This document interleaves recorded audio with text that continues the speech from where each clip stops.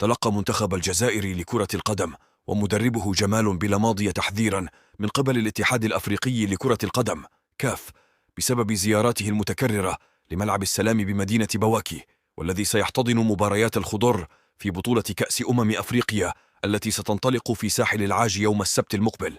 ويرى الاتحاد الأفريقي لكرة القدم أنه من الضروري للمدرب الجزائري الحصول على إذن رسمي قبل زيارة الملعب، حيث يستغل بلماضي قرب الملعب من فندق إقامة الخضر في بواكي للقيام بهذه الخطوة.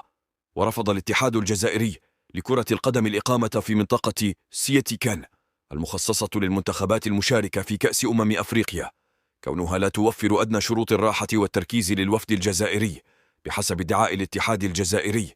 ويولي المدرب جمال بلماضي أهمية كبيرة لجهوزية ملعب السلام، خوفا من تكرار سيناريو الدورة السابقة بالكاميرون، حيث لعب المنتخب الجزائري مبارياته الثلاثة على ملعب جابوما الذي كان أرضيته سيئة جدا، وكانت أحد أسباب الخروج من الدور الأول.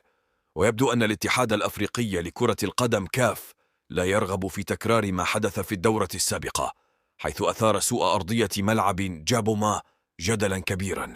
ويبدو أن الاتحاد الأفريقي لكرة القدم كاف لا يرغب في تكرار ما حدث في الدورة السابقة، حيث أثار سوء أرضية ملعب جابوما جدلا كبيرا.